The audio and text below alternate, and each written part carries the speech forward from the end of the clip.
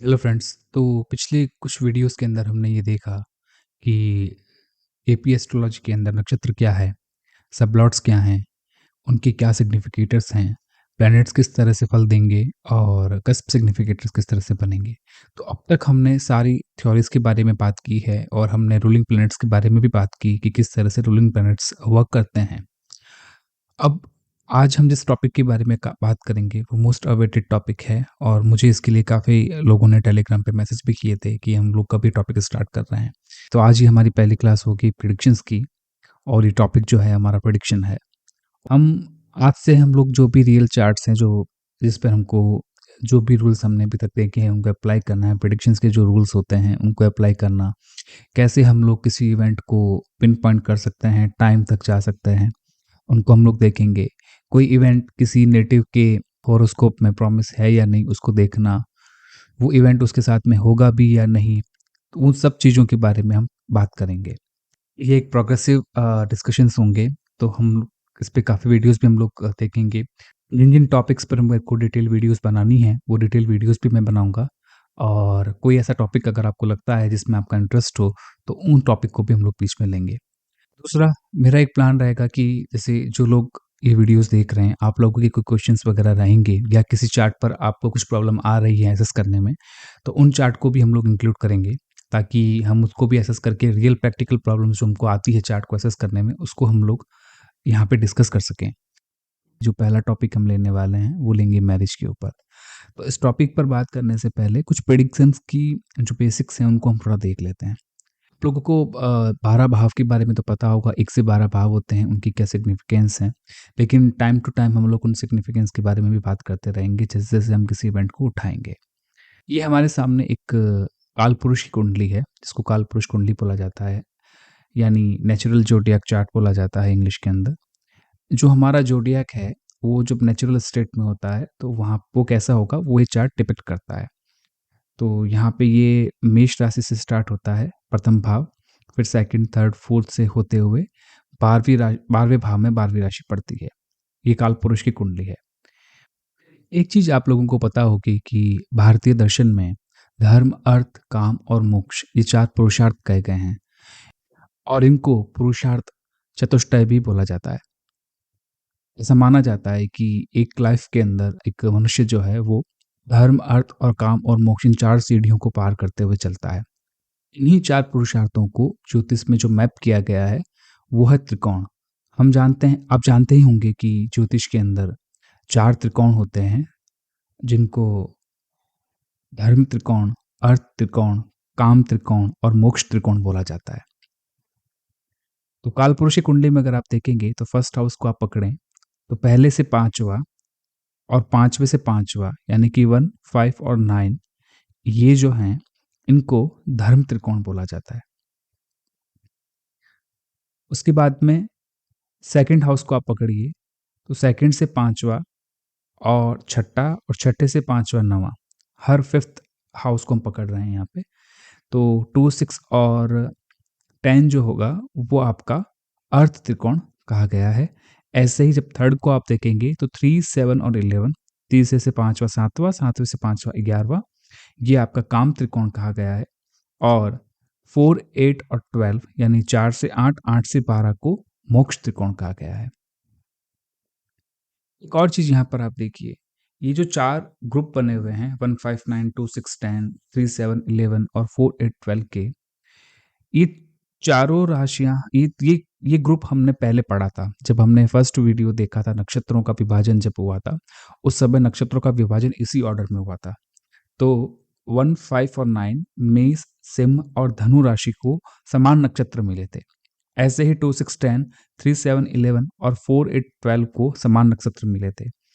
तो ये जो ग्रुप है उन नक्षत्रों का ही ग्रुप है जो हमने बहुत ही सबसे फर्स्ट वीडियो में हमने चेक किया है। दूसरा, ये जो राशियां हैं वो समान गुण की हैं, यानी 1, 5, 9 विषम है, फिर 2, 6, 10 सम राशि है, 3, 7, 11 जो आपका विषम हो गया ग्रुप, 4 और 12 जो 4, 8 और 12 जो हो गया वो आपका सम ग्रुप हो गया। समान गुण का आशय यहाँ पे ये हो गया कि जो पहला ग्रुप है वो अग्नि तत्व की राशियां हैं, दूसरा ग्रुप जो ये 2, 6, 10 का है वो पृथ्वी तत्व की राशियां हैं। तीसरा ग्रुप जो है आपका 3, 7 और 11 वाला, वो वायु तत्व की राशियां हो गई। और 4, 8, 12 जो आखिरी ग्रुप है वो आपका जल तत्व की राशियां हैं। तो ये समान गुण की राशियां एक ग्रुप में रखी गई हैं। इनका आशय क्या है ये हम थोड़ा सा जानने की कोशिश करते हैं। 1, 5 और 9 जो है ये त्रिकोण धर्म का है और इसको अच्छा माना जाता है। अगर कोई भाव 1, 5 और 9 के साथ जुड़ जाए, यानी तो वो उसके सहयोगी भाव कहलाए जाते हैं और ये उस भाव के फल में वृद्धि करते हैं, उनकी हेल्प करते हैं। 2, 6, 10 जो है ये आप अच्छा 1, 5, 9 एक और चीज़ है, ये आपका व्यक्तिगत प्रसन्नता का भाव है, आपके अच्छे स्वास्थ्य का भाव है। अ, स अच्छे स्वास्थ्य को अगर मान लो कि 6th हाउस जो है वो 1, 5, 9 से जुड़ जाए तो अच्छा स्वास्थ्य आपको देंगे। और जनरली जब लग्न 1 और 5, 9 के साथ में जुड़ता है या कोई तो ये माना जाता है कि वो व्यक्ति जो है वो एक अच्छे अच्छे स्वास्थ्य के साथ में रहेगा और नंबर 1, नंबर 2 उसकी व्यक्तिगत प्रसन्नता काफ़ी अच्छी रहेंगी। हालाँकि ये अ, मटेरियलिस्टिक भाव नहीं है, तो मटेरियल जो हैप्पीनेस किसी को चाहिए, यानी कि भौतिक संपदाओं के लिए ये भाव अगर जुड़ जाते हैं तो उतना अच्छा फल उनके लिए वो देते नहीं हैं। दूसरा जो 2, 6, 10 है, ये मटेरियलिस्टिक हाउसेस हैं, यानी कि अ, भौतिक संपदा के भाव हैं। और लग्न का इनके साथ में कनेक्शन हो जाने का मतलब ये है कि व्यक्ति जो है वो मटेरियल लाइफ उसकी ज़्यादा अच्छी रहेगी, पर पर्सनल लाइफ में उसका क्या रहेगा वो उतना अच्छा नहीं रहेगा। तीसरा जो काम त्रिकोण है यानी कि 3, 7, 11, ये भी अच्छा माना जाता है और इसमें आपको जो है सफलता भी मिलती है, लेकिन वो जो सफलता आपको मिलेंगी वो आपको किसी की हेल्प से मिलेगी। यानी कि 3rd हाउस और 7th हाउस और 11th हाउस है, ये तीनों हाउस जो है वो किसी सेकंड पर्सन को दिखाते हैं। फॉर एग्ज़ाम्पल 3rd जो है वो आपके रिलेटिव्स को दिखाता है, 7th हाउस जो है वो आपके पार्टनर को दिखाता है, आपके स्पाउस को दिखाता है और 11th हाउस जो है वो आपके फ्रेंड्स को, आपके एल्डर को, बोन को, जो आपके ज्येष्ठ हैं उनको दिखाता है।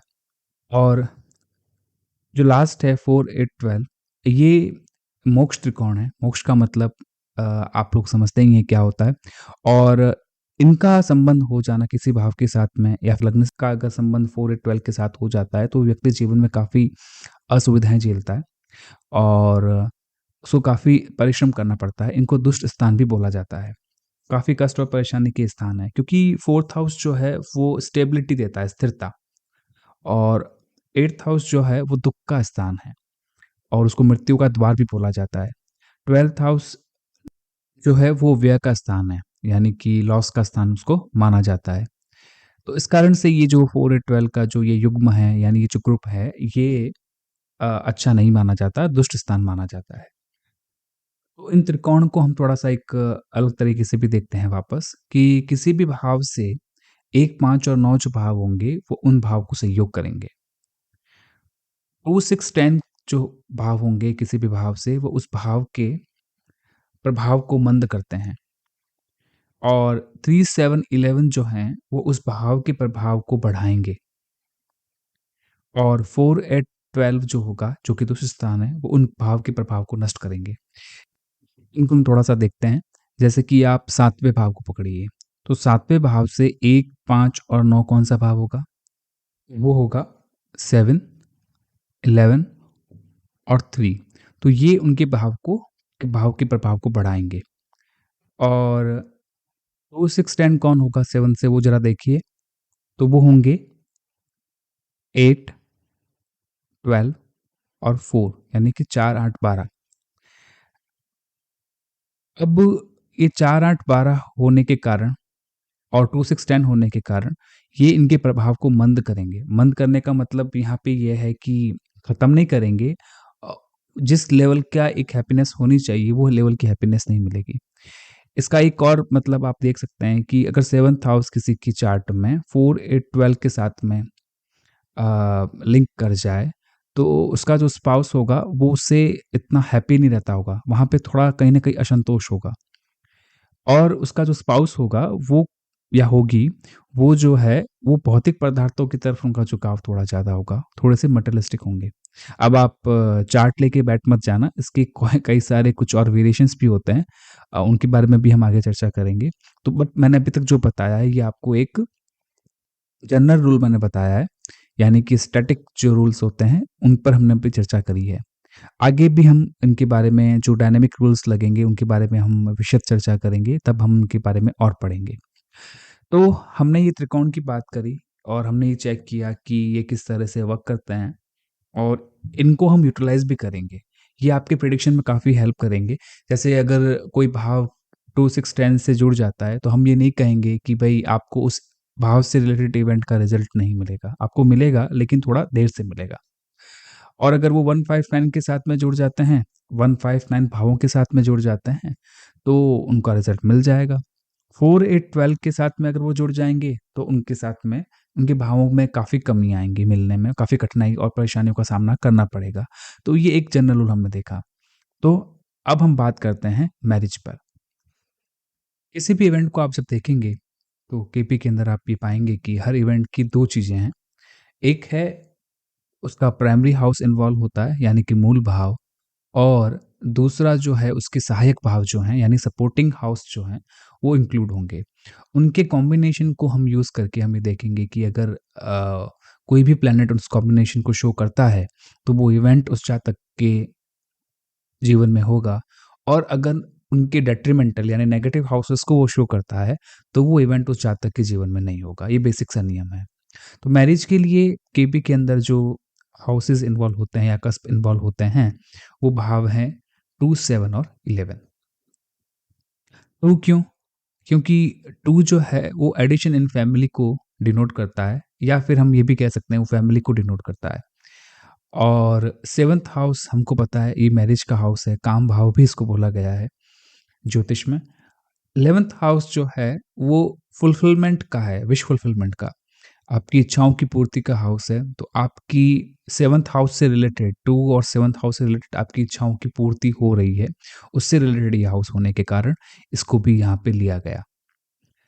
तो 2, 7 और 11 जो है ये मैरिज के हाउस हो गए। अब इसमें जो 7th हाउस है वो प्राइमरी हाउस है, और 2 और 11 जो हाउसेस हैं ये इसके सपोर्टिंग हाउस हो गए।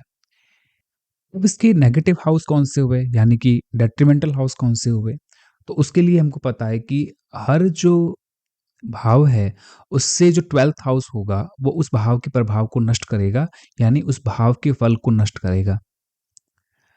जैसे कि हम 5th हाउस को लेते हैं, तो 5th हाउस जनरली संतान का भाव है, तो 5th हाउस से 12th 4th हाउस है, तो 4th हाउस जो होगा, वो संतान के फल को नष्ट करता है। ऐसे लग्न को दें, लग्न से जो 12th है वो 12th हाउस होता है, तो वो लग्न का मतलब है जातक स्वयं, तो जातक के लिए वो खतरा है 12th हाउस, जातक को नष्ट करने की क्षमता रखता है 12th हाउस। तो इसी तरह यहाँ पे 2, 7 और 11 जो हमारे हाउसेस हैं, उनका 12th अगर हम देखें तो 1, 6 और 10 होता है। तो 1, 6 और 10 जो है वो 2, 7, 11 से 12th होने के कारण ये डेट्रिमेंटल हाउस हुए, नेगेटिव हाउस हुए। अगर कोई प्लैनेट की दशा चल रही है और वो 1, 6, 10 शो करती है, तो उस दशा में जातक का विवाह नहीं होगा। मेजॉरिटी ऑफ द प्लैनेट्स अगर किसी की भी कुंडली में 1, 6, 10 शो कर रहे हैं और उनका लिंक 2, 7, 11 से कहीं नहीं होता है, वो जातक अविवाहित रहेगा, और अगर शादी हो भी जाती है तो उसकी शादी ज़्यादा टिकेगी नहीं। तो मैरिज इवेंट के अंदर जो चीज़ें हम लोग देखते हैं एक नेटिव के लिए, या हम अपने भी लिए भी हम देखेंगे, क्या-क्या चीज़ें हमारे दिमाग में आ सकती है, वो हम थोड़ा-सा उसके बारे में डिस्कस कर लेते हैं, क्योंकि इन्हीं टॉपिक्स पे हम लोग बात करेंगे। और हो सकता है कि इसके 2-3 वीडियोज़ होंगे, क्योंकि मैं वीडियोज़ छोटे-छोटे बनाने में ज़्यादा बिलीव करता हूँ, तो उसको पार्ट बाय पार्ट हम लोग करेंगे। तो जो क्वेश्चंस हम जनरली इसके अंदर हम लोग इंक्लूड करेंगे, या हम जिस डायमेंशंस को हम लोग चेक करेंगे, वो क्या होंगे? पहला, अब जनरली होता है कि शादी होगी या नहीं होगी। दूसरा, अगर होगी तो कब होगी? बंदा टाइम जानना चाहेगा कि भई कब होनी है, ठीक है ना? और फिर क्वेश्चन माइंड में ये भी आता है कि भई मेरी जो शादी हो रही है वो किसके साथ होगी, मेरा पार्टनर कैसा होगा, मेरा जीवन साथी कैसा होगा, उसके साथ में मेरी पटेगी या नहीं पटेगी, प्यार मोहब्बत वाली चीज़ें रहेंगी या नहीं रहेंगी, या हम झगड़ते ही रहेंगे। एक सैटिस्फैक्शन लेवल जो होता है वो उसके साथ में रहेगा अथवा नहीं रहेगा। और क्या वो आजकल एक क्वेश्चन काफ़ी लोगों का रहता है उनको, और लोगों की एक डिमांड भी रहती है, काफ़ी महंगाई भी बढ़ गई है हमारे भारत में। तो सबका ये फोकस रहता है कि हमारी लाइफ अच्छी चलती रहे, फाइनेंशियल सिचुएशन हमारी सही रहे। तो दोनों हस्बैंड एंड वाइफ जो है वो जॉब को प्रेफर करते हैं, और ये सही प्रेफरेंस भी है आज के टाइम को देखते हुए। तो एक और चीज़ हम देखेंगे जिसमें हम चेक करेंगे कि क्या हमारा पार्टनर जॉब करेगा या नहीं, और हमारा जो मैरिड लाइफ है वो हार्मोनियस रहेगी या नहीं, यानी खुशहाल रहेगी या नहीं, या कैसी रहेगी, इस पर भी हम लोग बात करेंगे। एक होता है कि क्या मैं लव मैरिज कर पाऊँगा, और is there any chance to have a love marriage, ऐसा भी एक क्वेश्चन रहता है, तो उस पे भी हम लोग डिस्कस करेंगे। एक बड़ा प्रॉब्लम रहती है शादी के बाद में एक्स्ट्रा मैरिटल अफेयर्स की, तो उसके बारे में हम लोग थोड़ी-सी चर्चा करेंगे। तो वाइडली हम इन सब चीज़ों के बारे में बात करेंगे। इसके अलावा शादी से ही जुड़ा हुआ 2 टॉपिक और आते हैं, उन पर भी हम लोग बात करेंगे। एक आता है डाइवोर्स यानी कि तलाक, और एक रहेगा आफ्टर द डाइवोर्स रीमैरिज। तो इसको भी हम लोग डिस्कस करेंगे। तो ये हमारे मोटे-मोटे टॉपिक रहेंगे डिस्कशन के। अभी जो हमने ये रूल्स पढ़े हैं, उनको अब हम लोग एक चार्ट में अप्लाई करके देखते हैं। उससे पहले किसी भी प्रॉमिस को पढ़ने से पहले, या कोई भी इवेंट को देखने के लिए कि किसी जातक के जीवन में ये घटना होगी या नहीं, या किसी उसके बारे में प्रेडिक्शन करने के लिए हमने 2 चीज़ें देखी थी। पहला, हमको उस प्रॉमिस को उस चार्ट में पढ़ना पड़ता है कि उस चार्ट में ये प्रॉमिस है या नहीं।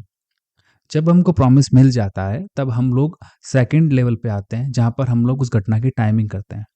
तो केपी में भी हम लोग अभी सीख रहे हैं कि हम लोग किसी चार्ट को पढ़ेंगे कैसे, यानी उस चार्ट में वो इवेंट होगा या नहीं, उसके प्रॉमिस को कैसे पढ़ेंगे। उसको प्रॉमिस का पढ़ने का तरीका होता है कि जो भी हमारा सहायक भाव है, या फिर हमारा जो भी हमारे प्राइमरी हाउस है, उनके कस्पल सबलॉट को हम पढ़ते हैं।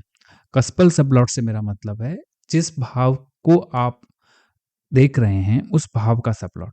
जैसे मैरिज के केस में हमारे पास में 7th हाउस है, तो 7th हाउस का जो सबप्लॉट होगा वो उसका कस्पल सबप्लॉट होगा। तो वो कस्पल सबप्लॉट जो है वो रिलेवेंट भावों के साथ में लिंकेज बनाए, यानी संबंधित हो जाए, तब हम कहेंगे कि वो इवेंट उसके साथ में हो सकता है। जैसे हम मैरिज की यहाँ पे बात कर रहे हैं, तो मैरिज के लिए हमको पता है 2, 7 और 11 जो है वो रिलेवेंट कस्प हैं। 1, 6 और 10 जो है वो नेगेटिव कस्प हैं। तो अगर 7th का कस्पल सबलॉट जो है वो 2, 7 और 11 के साथ में जॉइन हो जाए, या कहीं अपीयर हो जाए, उनके साथ में लिंक बनाएं, तब हम ये कहेंगे कि हाँ, इस नेटिव के साथ में शादी होगी। अब वो क्वालिटी ऑफ मैरिड लाइफ कैसी होगी, दैट्स अ डिफरेंट क्वेश्चन। उसके बारे में हम लोग बाद में बात करेंगे। अभी हम सिर्फ फोकस कर रहे हैं कि शादी होगी या नहीं होगी। ठीक। तो अब जो हमने थ्योरी पढ़ी है उसका प्रैक्टिकल यूज़ देखते हैं इस चार्ट के अंदर। तो ये इस चार्ट के अंदर हमको ये देखना है कि हमको अगर ये असेस करना है कि इस बंदे की मैरिज होगी या नहीं, तो उसको हम कैसे देखेंगे। पहले तो इस चार्ट को हम देखते हैं, जो भावचरित चार्ट हमारे पास में है। यहाँ पर अगर आप 7th हाउस को देखेंगे, तो 7th हाउस जो हमारा है वहाँ पे वीनस ऑक्यूपेंट है, और जो साइन है वो 8th वो एरीज का साइन है। यहाँ देखिए एरीज एक्सटेंड हुई है, यानी कि मेष राशि है, और मंगल का मंगल का साइन है। तो 7th का लॉर्ड जो हो गया वो मंगल हो गया, और मंगल आप यहाँ पे देखिए कहाँ है, मंगल यहाँ पे 12th सेकंड में चला गया। ठीक है। और अब हमको यहाँ पे एक मोटा-मोटा ये समझ में आ गया कि 7th का लॉर्ड जो है वो मंगल है, और 7th में वीनस ऑक्यूपेंट है, और सेकंड हाउस में यहाँ पर आप देखिए मंगल मार्स का साइन राइज़ हो रहा है सेकंड हाउस में भी, और 11th हाउस में मरकरी का साइन राइज़ हो रहा है। हमको मोस्टली जो पढ़ना है 2, 7 और 11 पढ़ना है। तो हम 2, 7 और 11 के कस्पल सबप्लॉट को देखते हैं। तो यहाँ पे आप पहले 7th हाउस को देखिए। तो 7th हाउस का जो कस्पल सबलॉर्ड है, यानी कि सबलॉट है, वो है मरकरी। और आप मरकरी को यहाँ पे चेक करेंगे इस जगह पे प्लैनेट सिग्निफिकेटर्स में, तो मरकरी यहाँ पे 2, 6, 9 और 11 का सिग्निफिकेटर बनता है। यानी वो 2, 7, 11 में से 2 और 7 का सिग्निफिकेटर नहीं बना, बट 11 का बना। और वो ऑर्डर में सबसे लास्ट में आ रहा है, और वो 6 का सिग्निफिकेटर भी बनता है 1, 6, 10 में से, और वो सेकंड ऑर्डर की प्रायोरिटी उसको दी गई है। बट इतने से ही हम ये नहीं कह देंगे कि तुम्हारी मैरिज होगी या नहीं होगी, उसको भी हमको और आगे चेक करना पड़ेगा। अब हम सेकंड हाउस को देखें, तो सेकंड हाउस यहाँ पे जो है, उसका सिग्निफिकेटर यहाँ पे मार्स है। तो मार्स आप यहाँ पे चेक करेंगे, तो मार्स जो है वो यहाँ पे 6, 8, 2 और 7 का सिग्निफिकेटर बनता है। हालाँकि वो 6 का सिग्निफिकेटर बन रहा है बड़ा स्ट्रॉन्गली, बट साथ ही साथ वो 2 और 7 का सिग्निफिकेटर भी बन रहा है। तो यहाँ पर 50-50 चांस, यहाँ पे हमारे चांसेस हैं मैरिज के। मतलब सेकंड हाउस कनेक्ट हो गया है 2 और 7 से। 6 से भी कनेक्ट हुआ है, बट 2 और 7 से भी कनेक्ट हुआ है। अब हम यहाँ पे 11th हाउस देखेंगे, और 11th हाउस का जो सिग्निफिकेटर है वो है जुपिटर। अब यहाँ पे जुपिटर को आप चेक कीजिए, तो जुपिटर जो है वो 6, 5, 9, 11 और 3 का सिग्निफिकेटर बनता है। यहाँ पर भी आप देखिए 6 का सिग्निफिकेटर बड़ा स्ट्रॉन्गली ये बनता है। उसके बाद में ये 11 और 3 का, उसके बाद में ये 11 का सिग्निफिकेटर बनना है। यानी हमने 2, 7 और 11 इन सब के सिग्निफिकेटर को जब चेक किया, तब हमको प्रॉमिस उतना अच्छा भी नहीं दिखा और उतना ऐसा टोटल डिनायल भी नहीं दिखा।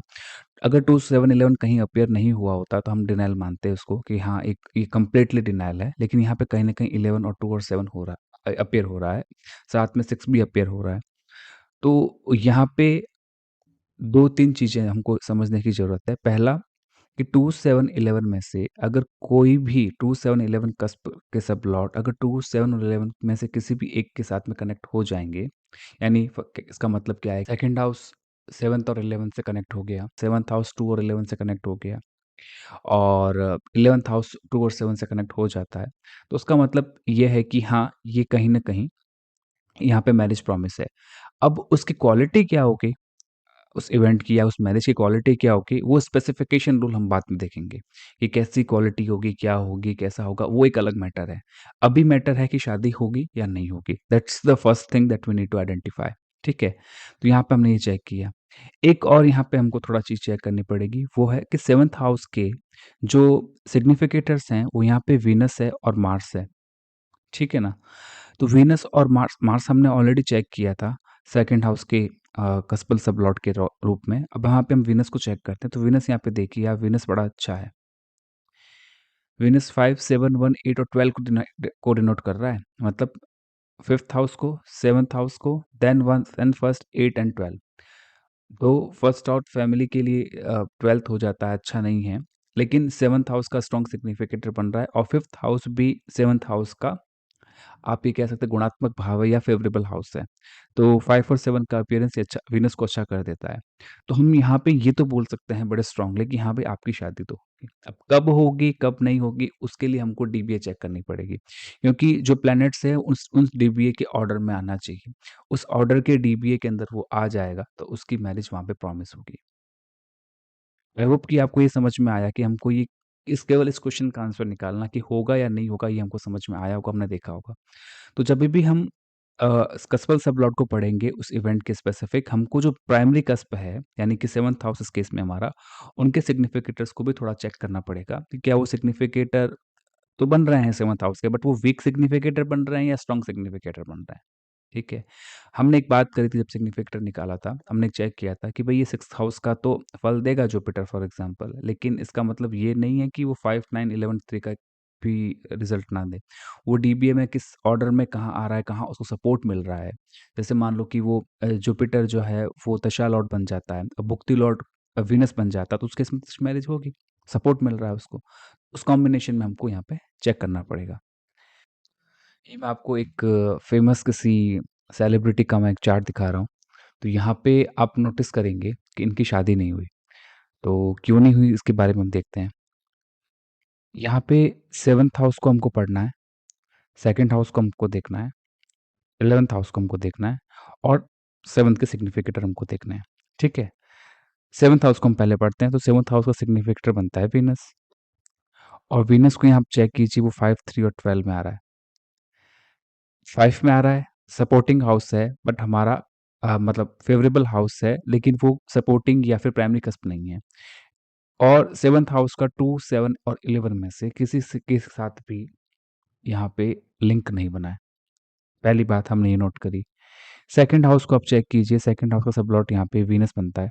और वीनस जो यहाँ वो भी यहाँ पे सेम 5, 3 और 12 दिखा रहा है। 11th हाउस को देखिए, उसका बनता है सैटर्न, और सैटर्न को आप यहाँ चेक करेंगे तो वो भी यहाँ पे 2, 7 और 11 में से किसी का सिग्निफिकेटर नहीं बना, दो 6 का सिग्निफिकेटर वो जरूर बना है। तो यहाँ पे हमको सस्पेक्ट आ रहा है कि यहाँ पे इस बंदे की मैरिज तो नहीं होगी। एक और चीज़ हम यहाँ देखते हैं, सेवंथ हाउस में यहाँ पे सिग्निफिकेटर सेवंथ हाउस के हैं, ऐसा नहीं सेवंथ हाउस का कोई सिग्निफिकेटर प्लैनेट नहीं है। दो प्लैनेट यहाँ पे सेवंथ हाउस का सिग्निफिकेटर बन रहे हैं, वो है केतु और जुपिटर। और अगर यहाँ पे आप केतु को देखेंगे तो केतु यहाँ पे जो है वो सेवंथ हाउस का सिग्निफिकेटर बना है, ठीक है, और किसी डेट्रीमेंटल हाउस का सिग्निफिकेटर यहाँ पे हमको नहीं दिख रहा 10 के अलावा, क्योंकि 10 यहाँ पर है 1 6 10 में से 10 का सिग्निफिकेटर भी ये बना है। जुपिटर को आप यहाँ देखेंगे तो वो यहाँ पे 11 7 और 11 के साथ साथ 6 और 10 का भी सिग्निफिकेटर बना, ठीक है। तो ये सेवंथ हाउस के सिग्निफिकेटर होते हुए भी ये तो मैरिज दे सकते थे, लेकिन उन्होंने उनकी शादी क्यों नहीं हुई, तो इसके लिए सिंपल सा आंसर जो हम देखेंगे उसका मतलब यही है कि ये जो प्लैनेट है उस डीबीए के ऑर्डर में नहीं लगे, ठीक है। और क्या रीज़न होगा इसके बारे में भी हम डिटेल में बात करेंगे अपकमिंग वीडियोस के अंदर, लेकिन अभी हमने मोटा इसमें देख लिया, यहाँ पे प्रॉपर डिनायल हमको मैरिज का दिखा है। सेवंथ हाउस, सेवंथ कस्पल सब लॉर्ड, सेकंड कस्पल सब लॉर्ड और 11th कस्पल सब लॉर्ड, कोई भी 2, 7 और 11 के साथ में सिग्निफिकेटर नहीं बने। दो और केतु और जुपिटर जो कि कस्पल सब लॉर्ड थे, वो भी 7th के सिग्निफिकेटर के साथ साथ वो 6 और 10 के भी सिग्निफिकेटर यहाँ पे बने, तो यहाँ पे हमको स्ट्रॉन्ग डिनायल दिख रहा है, ठीक है। तो मैं आशा करता हूँ कि आपको ये चीज़ समझ में आई है और आपको ये भी समझ में आया कि हमको इवेंट को एसेस कैसे करना है। तो हमने यहाँ पे पहले एक मैरिज का इवेंट लिया और यही तरीका हमारा सब में रहेगा कि सब सारे इवेंट्स को ऐसे ही इसी तरीके से एसेस करेंगे। हम प्रॉमिस को चेक करेंगे, प्रॉमिस है या नहीं है, और उसके बाद में फिर हम धीरे-धीरे आगे बढ़ेंगे। तो प्रॉमिस को कैसे चेक करना है, ये मैंने आपको आज बताया। अगर आपको कुछ क्वेश्चंस हो तो प्लीज़ मुझे कमेंट कीजिए, मुझे टेलीग्राम पे कनेक्ट कीजिए, मैं आपके क्वेश्चंस को रिप्लाई करने की कोशिश करूँगा। और अगर आपको ये वीडियो पसंद आया हो तो प्लीज़ इसको लाइक कीजिए और मेरे चैनल को सब्सक्राइब कीजिए।